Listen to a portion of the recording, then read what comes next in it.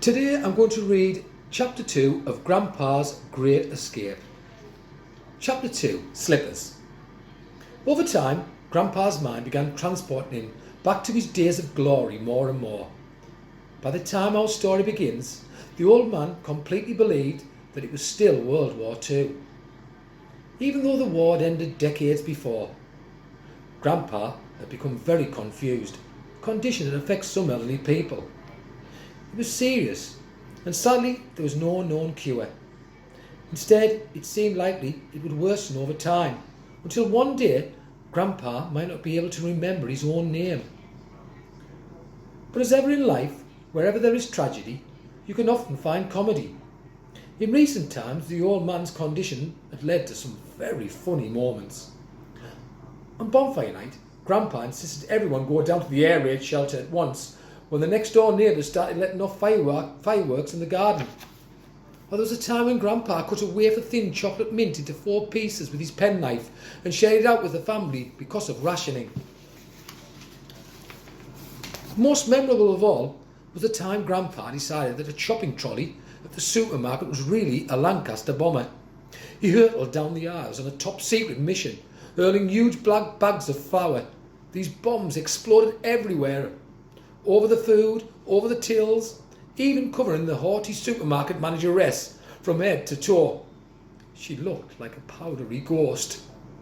The clean-up operation lasted many weeks. Grandpa was banned from the supermarket for life. Sometimes Grandpa's confusion could be more upsetting. Jack had never met his grandmother. This was because she died nearly 40 years ago. It had been one night towards the end of the war, in a Nazi bombing raid over London. At the time, Jack's father was a newborn baby. However, when Jack stayed at his grandfather's tiny flat, the old man would sometimes call for his darling Peggy, as if she was in the next room. Tears would well up in the boy's eyes. It was heartbreaking. Despite everything, Grandpa was an incredibly proud man. For him, everything had to be just so. He was always impeccably dressed in a uniform of double-breasted blazer, crisp white shirt and neatly pressed grey trousers. A maroon, silver and blue striped Royal Air Force tie was forever knotted neatly around his neck. As was the fashion with many World War II pilots, he favoured a dashing flying ace's moustache. It was a thing of wonder. The moustache was so long it connected to his sideburns. It was like a beard, but with the chin bit missing. Grandpa would twizzle the end of his moustache until they stuck out at just the right angle. The one thing that would give Grandpa's confused state of mind away was his choice of footwear: slippers. The old man no longer wore shoes. Now he also got to put them on, whatever the weather. In rain, sleet and snow, he would be sporting his brown checked slippers. Of course, Grandpa's eccentric behaviour made the grown-ups worry. Sometimes Jack would pretend to go to bed, but instead creep out his bedroom and sit at the top of the stairs in his pyjamas.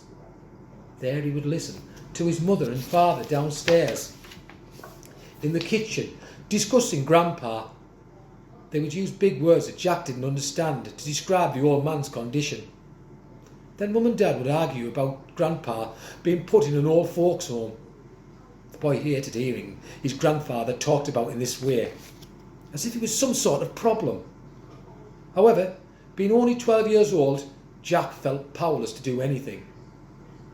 But none of this stopped Jack hearing stories about the old man's wartime adventures, even though these tales had become so real to Grandpa now that the pair would act them out.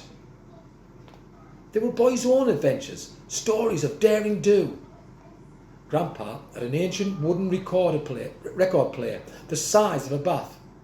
On it he would play booming orchestral music with the volume as high as it would go. Military bands were his favourite, and together Jack and his grandfather would listen to huge classical pieces like Rule Britannia, Land of Hope and Glory and Pomp and Circumstance. Marches were way into the night. 2 old armchairs would become their cockpits. As the music soared, so did they in their imaginary fighter planes. A A Spitfire for Grandpa and a Hurricane for Jack. Up and away they would go. Together they would fly high above the clouds, outwitting enemy aircraft. Every Sunday night, the pair of flying aces would win the Battle of Britain without even leaving the old man's tiny flat. Together, Grandpa and Jack inhabited their own world and had countless imaginary adventures.